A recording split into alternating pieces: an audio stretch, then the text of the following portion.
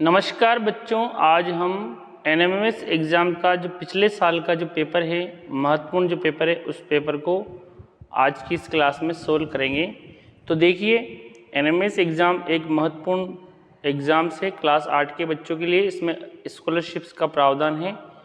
तो देखिए, पहला प्रश्न है हमारा, निम्न में से प्राकृतिक खाद है। तो यूरिया ऑप्शन ए में है, दूसरा ऑप्शन है पोटास, वर्मी कंपोस्ट और सुपर फास्फेट। तो देखिए यहाँ पे प्राकृतिक खाद जो होती है वो आएगी यहाँ पे ऑप्शन जो 3 है हमारा करेक्ट आंसर, यानी कि वर्मी कंपोस्ट जो है ये एक नेचुरल खाद की श्रेणी में आता है। दूसरा प्रश्न देखिए यहाँ पे, जीव जंतु और पेड़ पौधों की ऐसी प्रजातियाँ जिसका कोई भी प्रतिनिधि वर्तमान में जीवित नहीं है कहलाती है। संकटापन, विलुप्त, प्राकृतिक आवासों में विलुप्त, विशेष श्रेणी।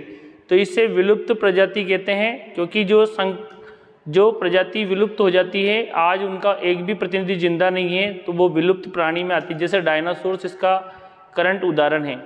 तीसरा प्रश्न है हमारा, प्रदर्शित पादप चित्र में अलैंगिक जनन का कौन सा प्रकार है। तो देखिए यहाँ पे ये स्पाइरोगायरा के अंदर होता है। ये एक एल्गी की स्ट्रक्चर है, जो कि एल्गी जो है एक प्रकार का फंगस है, एल्गी जो है ये एक प्रकार की जीव होता है। ये कंजी टाइप की होती है, प्लांटी के अंदर आता है और जली प्लांट है। देखिए इसमें जो एल्गी जो है स्पाइरोगायरा, इसके अंदर क्या हो रहा है, एक जो फ्रेगमेंट है उसके ये फ्रेगमेंट टुकड़े होकर 2 स्पाइरोगायरा यानी कि 2 एल्गी का निर्माण कर रहे हैं। तो ये जो विधि है ये कहलाती है विखंडन, मुकुलन, बीजाणु निर्माण, कायिक प्रवर्धन। तो इससे विखंडन विधि कहते हैं, फ्रेगमेंटेशन मेथड इसका करेक्ट आंसर, फ्रेगमेंटेशन विधि। तो इसे क्या कहते हैं, फ्रेगमेंटेशन। तो हमारा पहला आंसर इसका करेक्ट हुआ, फ्रेगमेंटेशन। अगला प्रश्न है चौथा, रुधिर का लगभग कितना प्रतिशत भाग रुधिर कणिकाओं से बना होता है। तो आरबीसी जो प्लाज्मा जो होता है वो द्रव होता है, वो होता है 55%, जबकि लगभग लाल रुधिर कणिकाओं से बना होता है वो होता है 40%। तो यहाँ पे हमारा करेक्ट आंसर रुधिर कणिकाओं से बना होता है, रुधिर का प्रतिशत जो भाग है वो 40% आएगा। अगर प्लाज्मा की बात करें तो वो 55% होता है, तो यहाँ पे 40% जो हैं वो हैं रुधिर कणिकाएं लगभग। देखिए अब अगला हम ये करेंगे, 5वां हमारा जो है, इसमें ध्यानपूर्वक देखिए एक क्वेश्चन। सर्दी जुकाम का संचरण करने वाला वायरस है। तो varicella zoster, rhino virus, polio virus, human amino virus. तो छठा इसमें हमारा है राइनो वायरस। तो यानी कि राइनो वायरस हमारा करेक्ट आंसर। तो देखिए पोलियो वायरस जो होता है तीसरे में, ये जो वायरस होता है इसके कारण पोलियो होता है। HIV ह्यूमन एमिनो वायरस के कारण होता है, वेरिसेला जोस्टर छोटी माता। तो हमारा करेक्ट आंसर क्या हुआ, दूसरा। तो दूसरा हमारा करेक्ट आंसर कौन सा, राइनो वायरस। छठा प्रश्न है, हम इसको देखेंगे, पादप में जल का परिवहन होता है जाइलम के द्वारा, फ्लोएम के द्वारा, रंध्रों के द्वारा, पत्तियों के द्वारा। तो पादप में जल का परिवहन जाइलम के द्वारा होता है। फ्लोएम क्या करता है, फ्लोएम भोजन का परिवहन करता है, यानी कि बनने वाले भोजन का परिवहन करता है। 7वां सवाल हमारा, प्रतिवर्ष 5 जून को कौन सा दिवस मनाया जाता है। तो प्रतिवर्ष देखिए, विश्व जनसंख्या दिवस, विश्व पर्यावरण दिवस, विश्व पृथ्वी दिवस और विश्व ओजोन दिवस। तो यहाँ हमारा करेक्ट आंसर है विश्व पर्यावरण दिवस 5 जून को मनाया जाता है। देखिए यहाँ पे वर्ल्ड पॉपुलेशन दिवस और पृथ्वी दिवस। तो पृथ्वी दिवस मनाया जाता है 22 अप्रैल को और ओजोन दिवस मनाया जाता है 16 सितंबर को। अगला क्वेश्चन है हमारा 8वां, स्कर्वी रोग किस विटामिन की कमी से होता है। तो देखिए विटामिन सी की कमी से स्कर्वी रोग हो जाता है। तो विटामिन सी हमारा तीसरा करेक्ट आंसर। विटामिन ए की कमी से होता है रतौंधी, बी की कमी से होता है बेरीबेरी, सी की कमी से होता है स्कर्वी और डी की कमी से होता है रिकेट्स। तो विटामिन सी की कमी से स्कर्वी रोग हो जाता है, किसकी कमी से, सी की कमी से स्कर्वी। तो हमारे 8वां प्रश्न भी हो चुका है। अब हम 9वें प्रश्न की ओर चलते। 9वां प्रश्न में क्या है, निम्न में से किस अंग की भीतरी सतह पर रसांकुर पाए जाते हैं, यानी कि विलीज पाए जाते हैं। विली, तो देखिए विली पाए जाते हैं आमाशय, शुद्रांत, बृहदांत्र और अग्नाशय। तो ये छोटी आंत्र में पाए जाते हैं, यानी कि विलीज जो होते हैं ये सरफेस एरिया बढ़ा देते हैं भोजन के एब्जॉर्प्शन का। 10वां क्वेश्चन है हमारा, इंपॉर्टेंट है, निम्न में से कौन सा हार्मोन हमारे रुधिर में कैल्शियम के स्तर को कंट्रोल करता है। तो parathyroid, thymosin hormone, thyroid hormone और एड्रेनलिन हार्मोन। तो यानी कि पैराथायराइड जो है वो है, ये जो है हमारे थायराइड, पैराथार्मोन जो हार्मोन, ये हमारे रुधिर में कैल्शियम को कंट्रोल करने का काम करता है। अगला है मेंढक के हृदय में होते हैं। तो मेंढक के हृदय की बात की जाए, एक आलिंद एक निलय, एक आलिंद दो निलय, दो आलिंद एक निलय, दो आलिंद दो निलय। तो यहाँ पे तीसरा ऑप्शन हमारा करेक्ट आंसर है। दो तो एट्रियम होते हैं, दो आलिंद और एक वेंट्रिकल होता है, यानी कि टोटल जो है इसके हृदय में इस तरह के तीन, जो ऊपर वाले दोनों आलिंद होते हैं और नीचे वाला एक निलय होता है। तो ये हमारा कौन सा प्रश्न हुआ? 11वां। अब हम 12वें प्रश्न पे चलते हैं। देखिए 12वां प्रश्न ये रहा, मछलियों में पानी में तैरने या गति करने के लिए कौन से अंग की सहायता करते हैं? तो मछलियों में पानी में तैरने या गति करने के, तैरने और गति करने की बात की गई यहाँ पे। तो यहाँ पे गिल्स तो करता है श्वसन का काम, किसका काम करता है? रेस्पिरेशन का। तो गलफड़े किसका काम करते हैं? रेस्पिरेशन का। शल्क ऊपर होते हैं, तो फुफ्फुस और यहाँ पे फिन्स। तो ये जो फिन्स होते हैं साइड में, वो क्या करते हैं? तैरने का काम करते हैं। गलफड़े किसका काम करेंगे? श्वसन का। तो गलफड़े का अगर प्रश्न आए तो वो है श्वसन का काम, और फिन्स तैरने में सहायता करते हैं। तो यहाँ पे इसका आंसर तीसरा। 13वां प्रश्न है, जोक किस अंग से श्वसन करता है? तो जोक जो होती है, लीच जो होती है, हीरोडेनेरिया, वो फुफ्फुस, त्वचा, गलफड़े और श्वास प्रणाल। तो जो जोक जो होता है, हीरोडेनेरिया जावानिका, लीच जो होता है, ये जो है ये श्वास प्रणाल, फुफ्फुस, गलफड़े। तो इसमें फुफ्फुस, गलफड़े, त्वचा, और तो ये त्वचा की सहायता से श्वास लेता है, स्किन की सहायता से। अगला है 14वां क्वेश्चन, इनमें से वक्षी कंकाल का भाग है? खोपड़ी, फीमर, फसली, श्रोणि मेखला। तो वक्षी स्केलेटल, थोरेसिक स्केलेटल जो है वक्षी कंकाल हमारी है, इसमें आती है। वक्ष जो है हमारी वो होती है, रिब्स जो होती है वक्षी कंकाल के अंदर आती है। तो हमारा तीसरा। 15वां क्वेश्चन है, वन में सड़े गले मृत जीवों से अपना भोजन प्राप्त करके प्राकृतिक आवासों को स्वच्छ करने का कार्य कौन करते हैं? जरक, भेड़िया, जंगली सुअर, सियार।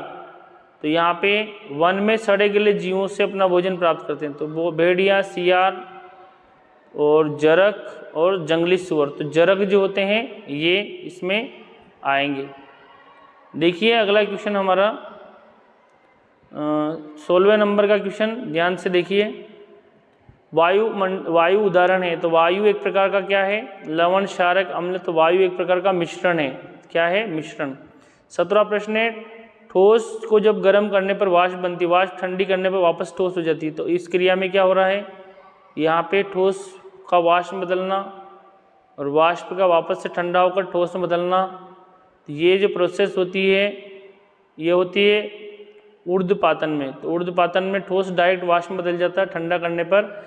ये होता है कपूर के अंदर, कपूर है, नेप्थलीन है, उनके अंदर होता है। कपूर है, नेप्थलीन है, आयोडीन है, नौसादर उनमें। 18वां प्रश्न है, निम्न में से कौन से अस्थायी परिवर्तन है? लोहे पे जंग लगना स्थायी परिवर्तन है। दूध से दही, ये भी स्थायी परिवर्तन है। टायर का जलना, ये भी स्थायी है। बर्फ का पिघलना, तो हमारा जो चौथा ऑप्शन है ये हमारा करेक्ट है। बर्फ का पिघलना अस्थायी परिवर्तन का उदाहरण है। लवण के जलीय विलयन विद्युत के क्या होंगे? सुचालक होंगे। बिल्कुल सही, सुचालक होंगे। तो ऑप्शन 1 हमारा करेक्ट आंसर है। 20वां प्रश्न, किस धातु का गलनांक बहुत कम होता है? देखिए आयरन, गैलियम, स्टेनस और क्रोमियम। तो गैलियम जो है इसका गलनांक सबसे कम होता है। तो ऑप्शन 2 हमारा करेक्ट आंसर हुआ। अब 21वां प्रश्न हम देखेंगे। देखिए 21वां प्रश्न, किस धातु को मिट्टी के तेल में डुबोकर रखा जाता है? बिल्कुल, किस धातु को मिट्टी के तेल में, केरोसिन ये में डुबोकर रखा जाता है? तो देखिए यहाँ पे सोडियम जो धातु है इसको हम मिट्टी के तेल में डुबोकर रखते हैं। संश्लेषित रेशे का उदाहरण है, यानी कि इसमें कौन से रेशे? तो रुई, गोंद, रबड़। तो यहाँ पे संश्लेषित रेशे में आएंगे रेयोन। तो रेयोन एक प्रकार का संश्लेषित रेशा है। CaCO3 गर्म करने पर क्या बनेगा? तो गर्म करने पर बनेगा यहाँ पे CaO और एक और बनेगा CO2। तो यहाँ पे हमारा करेक्ट आंसर हो जाएगा पहला ही ऑप्शन हमारा करेक्ट है। 24वां प्रश्न है, रसोई के बर्तनों के हैंडल बनाने में सबसे उपयुक्त पदार्थ है? तो पॉलीथीन, नायलॉन, बेकेलाइट और पीवीसी। तो यहाँ बेकेलाइट हमारा करेक्ट आंसर हुआ, यानी कि ऑप्शन 4। द्रव अवस्था में पाई जाने वाली अधातु हैं, तो कौन सी अधातु द्रव अवस्था में पाई जाती है? तो ब्रोमीन, ऑक्सीजन, कार्बन और नाइट्रोजन। तो ब्रोमीन जो है इसको ब्रोमीन जल भी कहते हैं, ये द्रव अवस्था में पाई जाती है। 26वां प्रश्न, ओडोमीटर किसको मापता है? तो ओडोमीटर दूरी को मापता है। तो पहला क्वेश्चन ओडोमीटर दूरी को मापता है। तो यहाँ पे हमारे 26 क्वेश्चन हो चुके हैं। अब हम पढ़ेंगे 27वां प्रश्न। तो देखिए, नियत चाल से कोई वस्तु चल रही है, तो वस्तु का दूरी समय ग्राफ। तो देखिए दूरी समय जो ग्राफ है, नीचे समय और ऊपर डिस्टेंस होगी। तो यहाँ अगर नियत चाल से चल रही तो इस तरह का ग्राफ आएगा, यानी कि दूरी बढ़ेगी तो टाइम भी बढ़ेगा, दूरी बढ़ेगी टाइम भी बढ़ेगा, दूरी समय। तो ये दूरी समय ग्राफ एक नियत चाल से आता है। तो यहाँ हमारा ये है दूसरा ऑप्शन करेक्ट हो जाएगा। 28वां प्रश्न है, देखिए दाब का मात्रक क्या है? तो देखिए न्यूटन बल का मात्रक है, केल्विन ताप का मात्रक है, पास्कल दाब का मात्रक है और जूल जो है ऊर्जा का मात्रक है। तो हमारा आंसर है तीसरा। अगला प्रश्न है, इंद्रधनुष बनने की घटना आधारित है। तो ये परावर्तन पर, विस्तृत परावर्तन, पार्श्ववर्तन, विक्षेपण। तो ये विक्षेपण पर आधारित है, रंग का जो विक्षेपण होता है उस पर आधारित है। कार के पीछे के दृश्य को देखने के लिए किस प्रकार के दर्पण का उपयोग किया जाता है? तो कार के पीछे के उसके लिए हम यूज करते हैं उत्तल दर्पण। तो पहला ही ऑप्शन हमारा करेक्ट आंसर है, उत्तल दर्पण का यूज किया जाता है पश्च दृश्य के लिए, उत्तल दर्पण। और ये हमेशा वस्तु से छोटा और वर्चुअल यानी कि काल्पनिक इमेज बनाता है। अब देखिए आगे हमारे क्वेश्चन है, ऊर्जा का मात्रक है। देखिए न्यूटन जो है बल का मात्रक है, किलोग्राम द्रव्यमान का मात्रक है, ऊर्जा का मात्रक है जूल। तो ऊर्जा का मात्रक क्या है? जूल है। तो जूल ऊर्जा का मात्रक है। तो तीसरा ऑप्शन हमारा। वाट किसका मात्रक है? शक्ति का। तो जूल हमारा तीसरा ऑप्शन करेक्ट, ऊर्जा का मात्रक। 32वां क्वेश्चन है, पृथ्वी के लिए पलायन वेग का मान कितना होता है? तो 11.2 किलोमीटर प्रति सेकंड होता है पृथ्वी के लिए पलायन वेग का मान। 33वां प्रश्न, निम्न में से इसका उपयोग थर्मामीटर में किया जाता है? तो पारा का, सोडियम का, जिंक का, चांदी का। तो पारा जो है इसका उपयोग यानी कि मर्क्यूरी का उपयोग, Hg इसका सिंबल है, इसका उपयोग थर्मामीटर में किया जाता है। किस उपकरण में विद्युत ऊर्जा का ऊष्मा ऊर्जा में रूपांतरित होती है? तो विद्युत ऊर्जा इसमें देखिए विद्युत मोटर, विद्युत चुंबक, विद्युत हीटर, विद्युत घंटी। तो ये जो विद्युत हीटर जो होता है ये विद्युत ऊर्जा को ऊष्मीय ऊर्जा में रूपांतरित करता है। तो यानी कि ऑप्शन 3 हमारा करेक्ट आंसर। 35वां प्रश्न, भारत द्वारा अंतरिक्ष में भेजे गए प्रथम कृत्रिम उपग्रह। भारत ने 1975 में अपना कृत्रिम उपग्रह छोड़ा था जिसका नाम था आर्यभट्ट। तो हमारा तीसरा आंसर हमारा करेक्ट हुआ। तो देखिए हमने क्या करा, महत्वपूर्ण प्रश्नों को हमने बारी बारी से देखा और इन प्रश्नों को आप तैयारी कर लीजिए। और महत्वपूर्ण प्रश्न आपके सभी कंपटीशन एग्जाम्स के लिए, एनएमएस एग्ज़ाम के लिए इम्पोर्टेंट है। तो ये जो है हमने क्या देखा, एनएमएस एग्ज़ाम्स की तैयारी के लिए इन क्वेश्चंस का सॉल्यूशन किया। Thank you. आई होप आपको महत्वपूर्ण लगे होंगे प्रश्न। जय हिंद, वंदे मातरम।